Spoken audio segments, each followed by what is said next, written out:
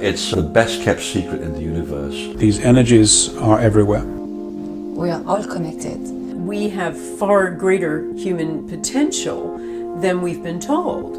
Every one of our thoughts is important, that we are a vibration that offer energy to the planet. Sound is affecting our lives every single moment, and we don't even know. Earth has this energy emitting, this frequency that we can tap into, and that we can help heal ourselves and the earth. Now, there's going to be a major earth shift. Major. I think the world's going to change.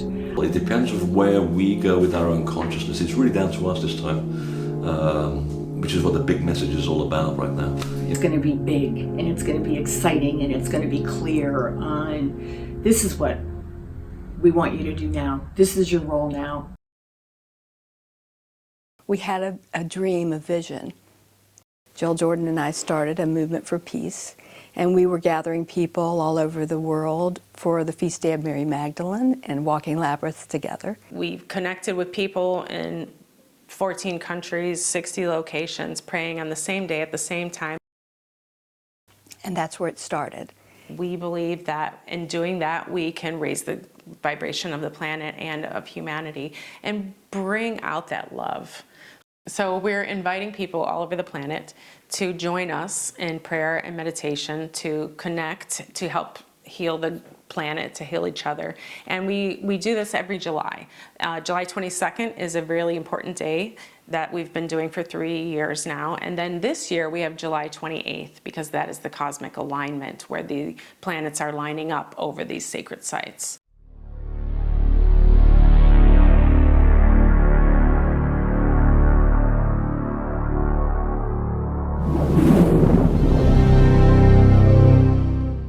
The way we got involved in this journey of initiation was because about 2005 I read a book. It's a book by Tim Wallace Murphy. The Knights Templar had built cathedrals over 7 sacred sites, sites that had been for centuries honored as holy places. The Druids and the Celts built temples there. Each of these cathedrals had a particular planet associated with them. What they discovered, there was going to be an alignment of the planets with this alignment of cathedrals. They began to do the research, and they were able to actually find a date that would be happening, which would be July the 28th, 2019. Well, at the time I read the book, which was in 2005, I said, I want to do that. I want to do that entire pilgrimage, and I want to be there on that date at Rosslyn Cathedral. And then a few years ago, Jill and I started a movement for peace. And I told her about this alignment. And so 2 years ago, we decided that we'd make that trip. I came across the Movement for Peace, Awakening the Magdalene on Facebook, and it immediately resonated with me. There's the scientific part of it, which was dealing with the frequencies that were emitting beneath these cathedrals, which was fascinating to me. And then there was the spiritual or the religious part of it, which was awakening the Magdalene or the feminine energy and learning all about the Templars and the Cathars, sort of like a Da Vinci Code journey, which I found very fascinating as well. I was excited to join the team and be able to be part of this in my small way, maybe going to each of these cathedrals and praying for world peace and helping with raising of the frequencies. And they told me about this amazing movement for peace, and before they finished even telling me all the stories about it and what was going to be accomplished, I said, I'm in.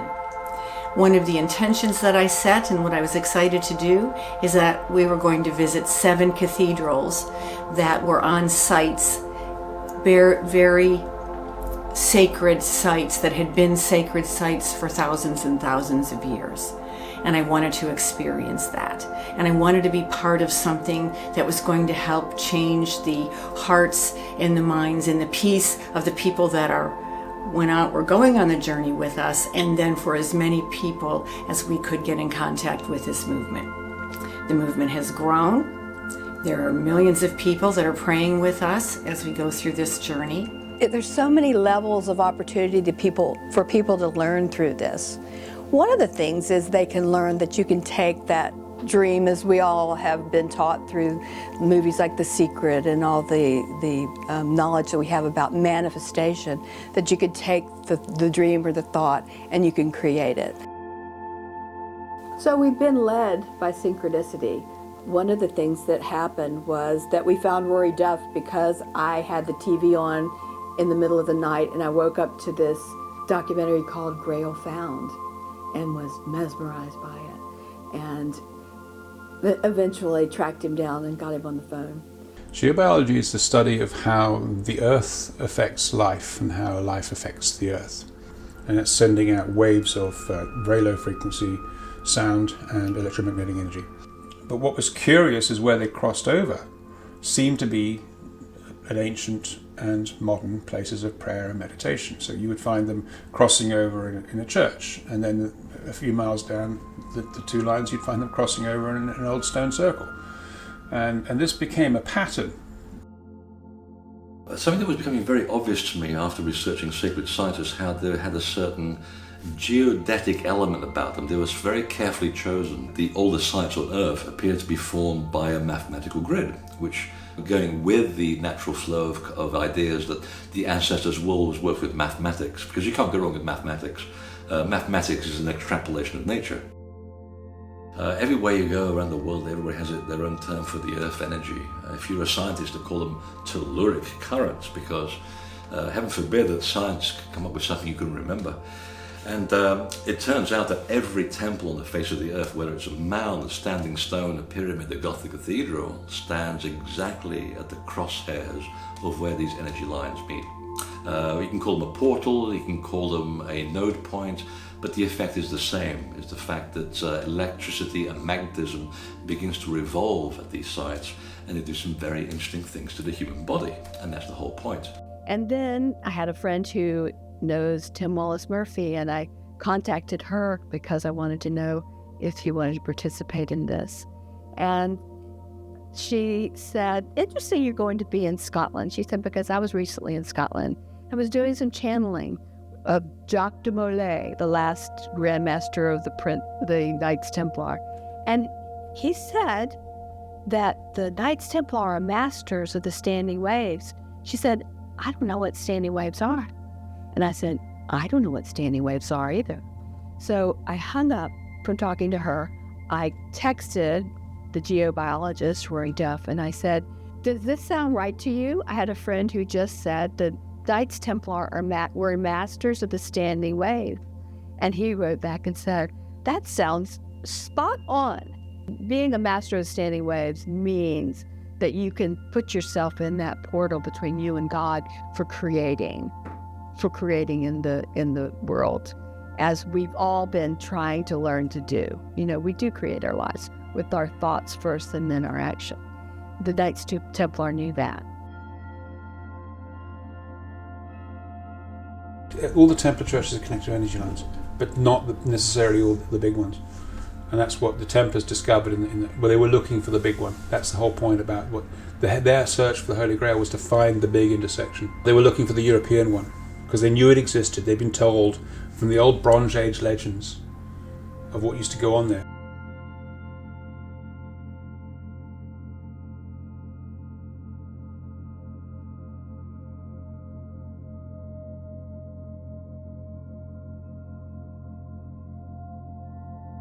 Yeah, I mean, the Templars are always made out to be people that they're not. They're very secretive people for a reason, and that was that they were working with the laws of nature. That's all that they were doing. They understand how the Earth works and how the universe works. It's nothing more than manipulating electricity, magnetism, and knowing about gravity. You know, the biggest mystery of the universe, of which science knows very little, by the way, and yet the Egyptians were very comfortable with the idea of gravity.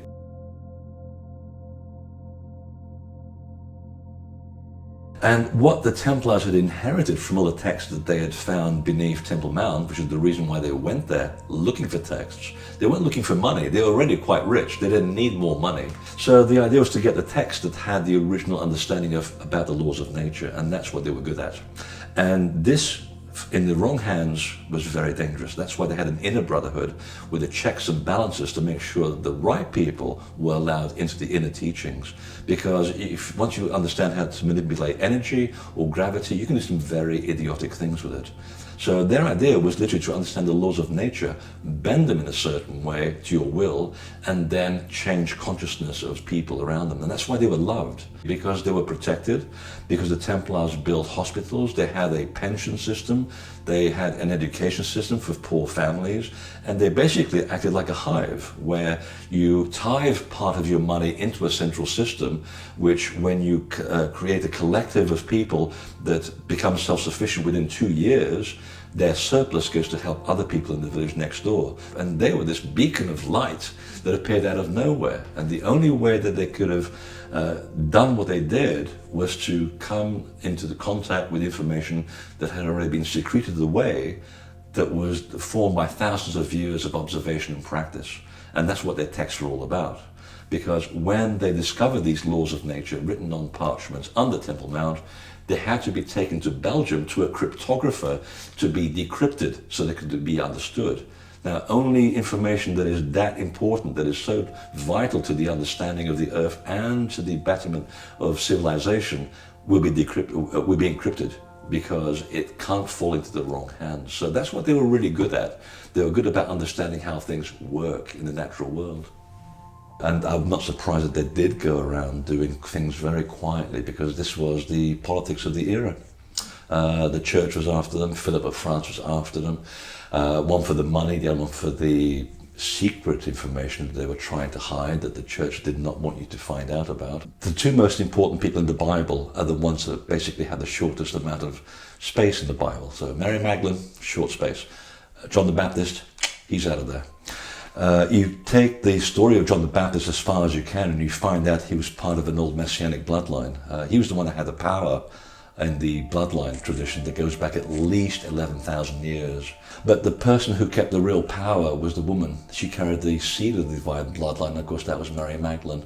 So that's why the church was after them, because if it could be revealed that the Templars were basically carrying and protecting the progeny of Jesus and Mary Magdalene, and also the lineage of John the Baptist, it would undermine their credibility and also the end of the church as we know it. Jill and I began the movement for peace, Awakening the Magdalene, where we began to gather people across the planet on the feast day of Mary Magdalene, because it's an important day for the recognition that there's a return of the divine feminine. And Mary Magdalene represents that strong spiritual woman that's being called forth today to help to bring equal balance between the masculine and feminine, so to speak, equally yoked. And so that's why we chose to honor the feast day. And so for several years we had been bringing together people and asking them to join. And we got 14 different countries and 44 different locations our first year, and second year we increased it. And this year we'll be in Toulouse on that date. Maria Magdalena, sing peace in your heart, peace in your heart. When your soul is broken, Maria Magdalena, sing. When your soul is broken, I felt all the energy before we even arrived at the church. And one of the things that was really powerful for me, is broken. I'm sorry, I'm getting emotional. I know a lot about Mary Magdalene, but I don't know as much as, I'm learning more and more. And after reading Shannon's book and other things, seeing who she is through the eyes of Shannon, it was just so powerful. We were brought on separate journeys, our own journey, and then watching everybody in our group and how they were responding to all the people that were coming forward, towards this movement. And that people really want to be part of this, and they are gathering, and in her name, yesterday of course, but also for this movement of peace. It was just so powerful. And walking into that church was really an experience. Every part of the day was powerful like that.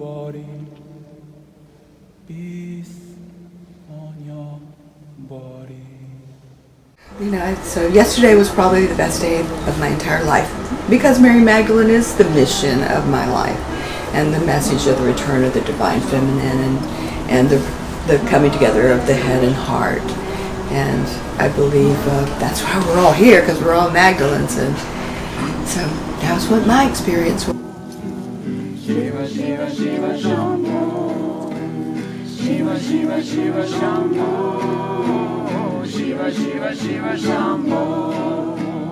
Mahadeva Shambho. I mean, there's no words to describe being so present in a situation as we were.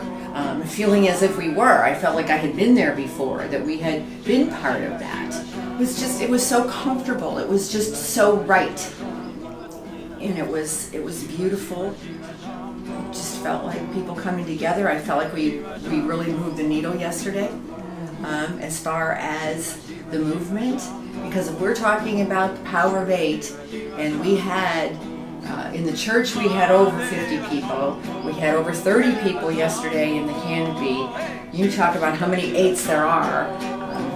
There's a lot of change that's happening. It was just an awesome day for different reasons. The first one, it was to see so many people get together, to be together and to share this moment, to share this beautiful energy. Like, everyone was together with joy, with peace, chanting, and even French, American, I don't know, it was just like a festival, and I think Mary Magdalene was here too, because it was so strong, so intense. Yeah, awesome. So much energy was happening. Like the bottom half of my legs were just like so firmly planted on the ground, and I felt this energy that was in the part of the labyrinth, locking down these channels of energy that came individually from each person, each beautiful being, but also collectively as this labyrinth created these channels. It was just exploding into the earth, into the universe, and then collectively outward. And I felt my feet like glued to the ground. And I just knew this, the earth was so full of joy, so ready to receive and help us to open the grid where it needs to be open, to allow the other systems of light to come in, but also to repair the system, the parts of the grid that need to be closed up, because there's both things happening here. So it took a lot of energy. It felt like a lot of energy. The amount of energy that was created in that space out of the earth, I felt the same thing you felt, Jill, and I just felt the energy in my hands when I put my hands out, where you could feel the amount of energy that was escalating as people were walking through the labyrinth, and people were dancing and singing. It just goes back to the frequency of what we're all talking about, that we all individually have this sacred gift of this power, and used in a group the right way is so powerful. And it just takes me back to Mary Magdalene, how she was this powerful figure and woman, and she was Jesus's right-hand person.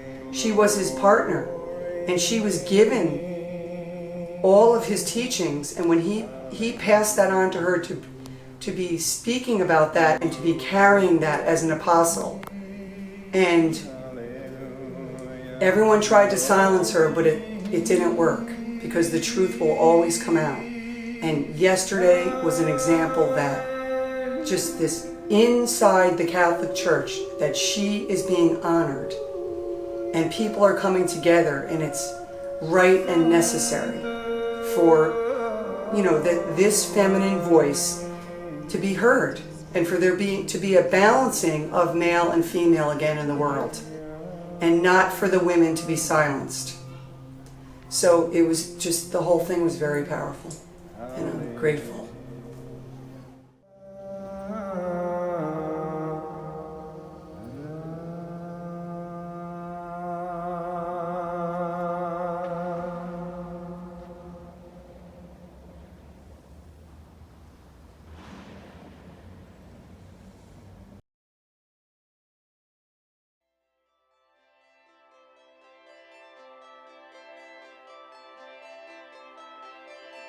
We carried the prayers of our supporters to every site that we went, and prayed the great invocation said by Eleanor Roosevelt at the end of World War II.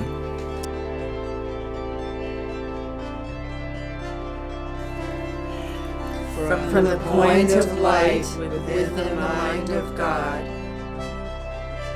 let light stream forth into human minds. Let light descend on earth.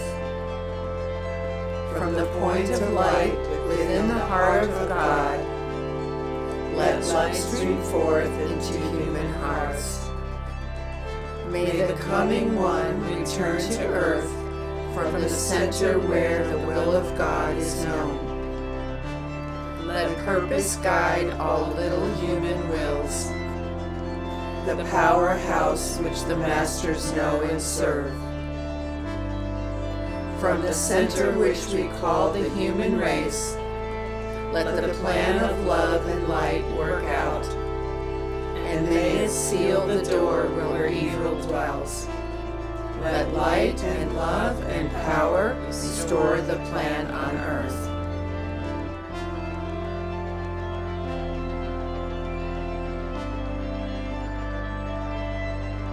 We left the prayers of our worldwide supporters on the altar at Roslyn Chapel.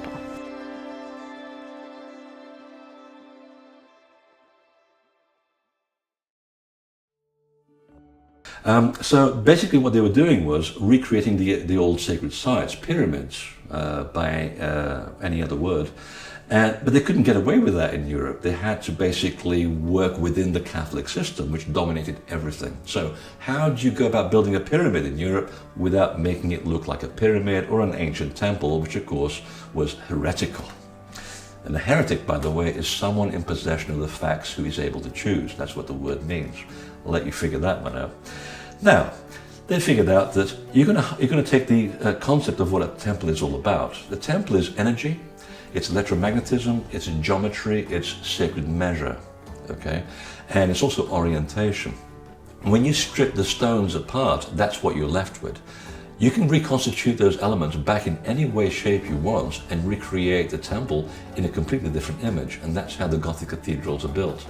Now, the cathedrals themselves are already built on top of ancient sacred sites, most of them dedicated to Isis or her regional doppelganger, any divine feminine, because the idea was to bring back the bloodline of the divine feminine in Europe.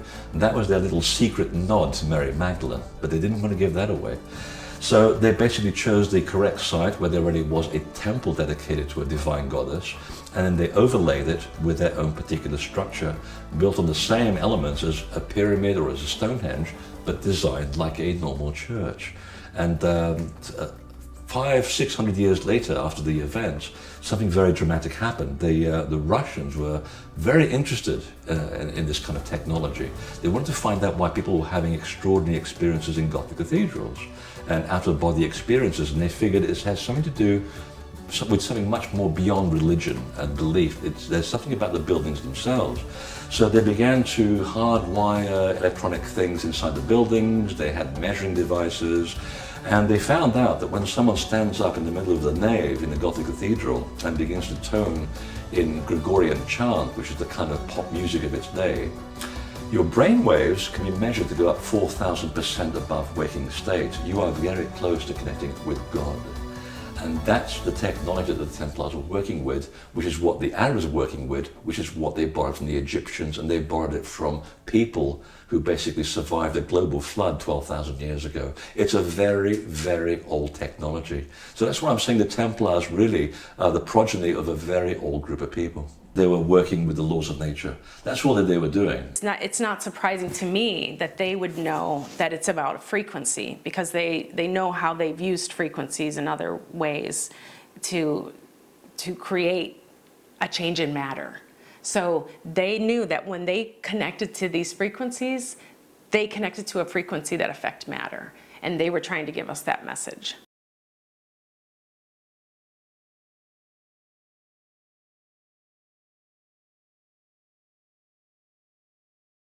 There's an interesting thing about a pilgrimage, and it works on so many different functions and different levels within you, especially if you're tying a pilgrimage to sacred sites which are connected with energies, because the energies at these sacred sites where there are intersections allow you to connect with the universal consciousness, with God, whatever you want to call it. But I've been talking about these energy lines and sound and the fact that there's a location that's important.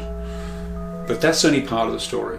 The really important part is the human connection to this, because sound has a deep-seated connection with consciousness. And I mentioned my friend Ron Pearson earlier, and he showed that the subquantum level of reality, the sound and vibration at that point was connected to universal consciousness. So sound and consciousness are very much intimately connected. And we are part of that universal consciousness. So on a pilgrimage point of view, it's not just about the sites, it's about you as a person taking this journey and getting infused with the energy along the way and meeting the challenges you meet along the way and overcoming them and becoming better as a person. So there's two aspects to this. Yes, some excellent sites along the way. There is a connection with this moon, there's a connection with the planets, there's a connection with the sun. Okay, so we know there's an influence at work. There's a giant cosmic interplay of fields. It's like a collective field of influence. We've got a gravitational field, we've got a vibrational field, we've got an electromagnetic field, and I call them a collective field. So this is happening throughout the universe, throughout all the objects around it. There's a constant interplay of energy that's going on that's going to have an effect on us. Now, quantum physicists have known about this energy field since the advent of quantum physics itself. Conventional science tells us that we are isolated individuals and that our thoughts are locked inside our heads, that mind equals brain, and that to influence something else, you have to do something physical to it. You have to freeze it, drop it, burn it, or give it a good swift kick, basically. But you can't just influence it through thought. But what we've discovered is that our thoughts are not locked inside our heads, but are trespassers that can affect other people and things. That's not impossible when we start thinking about the latest physics and the latest ideas in science about the fact that we are not separate individuals. We are all part of a giant quantum energy field. We are all connected. That means you can be in San Francisco and someone can be in Paris. You are part of the same world, on the same locality. It's just like everyone on Earth, or maybe on the solar system, we are just in one system and we are linked to each other.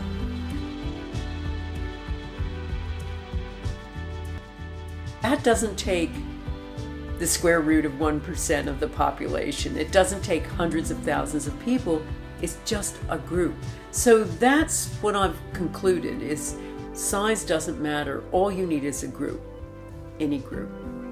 We've built up a body of evidence of what seems to work. And it started with our very first experiment.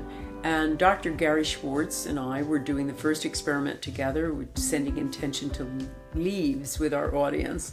And we thought, let's just do it for 10 minutes because if people haven't meditated before, that's probably about the limit before they get restless. And that's why we started. When it worked, we said, well, let's carry on again for 10 minutes because we're trying to replicate something. And so it went on. So when I started doing Power of 8 groups, I said to people, you power up, as I call it, where you follow the 13 keys, and you get into a heart space, you get into a mind space, a heart space, you feel the connection of the group, you do a number of other things, but you hold the actual intention for 10 minutes, that's it. So we found that is extremely powerful. So many people, as I say, who were stage 4 cancer got reversed. People, a young woman with leukemia, we've just heard her, it's completely gone. It was one 10-minute intention. So I think if we come together again as a race and from a place of a frequency of love and really tune into that frequency, we can heal ourselves, we can heal each other, and we can heal our planet.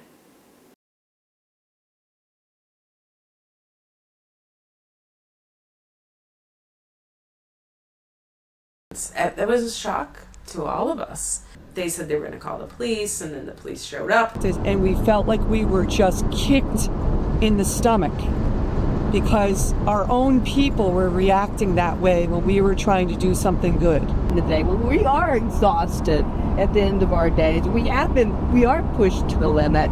We are, really getting real with each other. We had a barrier to it, apparently. Yeah, but we did not have that barrier. You don't know what I'm feeling. Oh, okay. Jésus, ouvre la porte! What did Jesus say? S'il vous plaît. I take the picture. Aww.